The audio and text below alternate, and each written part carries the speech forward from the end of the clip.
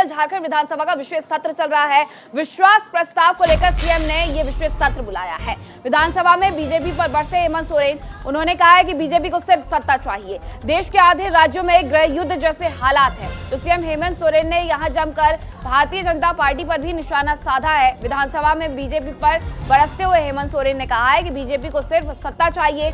आधे से ज्यादा राज्यों में गृह युद्ध जैसे हालात बने हुए हैं। आपको बता दें कि हेमंत सरकार यानी कि मुख्यमंत्री जो हेमंत सोरेन हैं, उनकी कुर्सी पर खतरा अभी भी टला नहीं है और ऐसे में ये विशेष सत्र बुलाया गया है। रायपुर भेजे गए थे 5 दिन के लिए सभी विधायक, उन सभी को वापस बुलाया गया है और आज ये विशेष सत्र आयोजित किया गया है। विशेष सत्र में सभी विधायक भी पहुंचे हैं और इस दौरान बरसते हुए सीएम हेमंत सोरेन ने कहा है कि भारतीय जनता पार्टी को सिर्फ सत्ता से मतलब है। देश में गृह युद्ध जैसे हालात है कई राज्यों के अंदर, तो इस तरीके से उन्होंने भारतीय जनता पार्टी पर भी निशाना साधा है। विश्वास प्रस्ताव को लेकर के ये विशेष सत्र बुलाया गया है और इसी को लेकर के लगातार सीएम हेमंत सोरेन भारतीय जनता पार्टी पर भी निशाना साधते हुए नजर आए हैं। आपको बता दें कि झारखंड में ये विशेष सत्र विधानसभा का जो बुलाया गया है वो अभी भी चल रहा है और इसके लिए विशेष तौर पर रायपुर भेजे गए सभी विधायकों की वापसी भी करवाई गई है।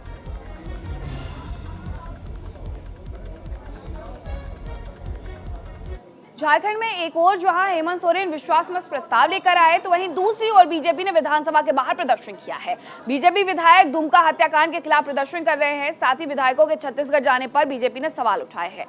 पूर्व सीएम बाबूलाल मरांडी ने कहा कि सोरेन विधायकों को बंधक बना रहे हैं और प्रदेश को संभाल नहीं पा रहे हैं। दुमका हत्याकांड को लेकर के सरकार को घेरने के लिए भारतीय जनता पार्टी के नेता विधायक पहुंचे हुए थे और दुमका कांड पर जमकर निशाना साधा है सीएम हेमंत सोरेन पर और कहा है कि राज्य में व्यवस्था जो है वो सुचारू रूप से नहीं चल रही है, कानून व्यवस्था, इसे लेकर के जमकर निशाना साधते हुए नजर आए हैं भारतीय जनता पार्टी के नेता और विधायक। दुमका हम गए थे, गांव गए थे, उनके परिवार से मिले। निहायत ही गरीब परिवार है और छोटी सी बच्ची समझिए वो रेजा का काम करती थी और जो लड़का थे वो राजमिस्त्री से और उनके साथ महीनों तक दुष्कर्म किए।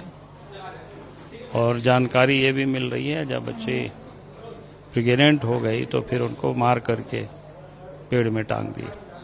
बड़ा दुखद है और मुख्यमंत्री राज की कहता है कि सामान्य घटना है, होते रहता है। क्या मतलब है साहब? तो इसलिए कह रहे मुख्यमंत्री की मानसिकता क्या है तो ये समझ में आती है।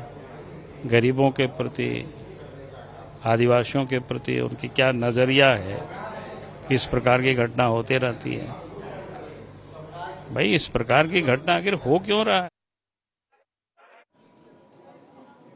दुमका हत्याकांड को लेकर के सरकार को यहां घेरा गया है।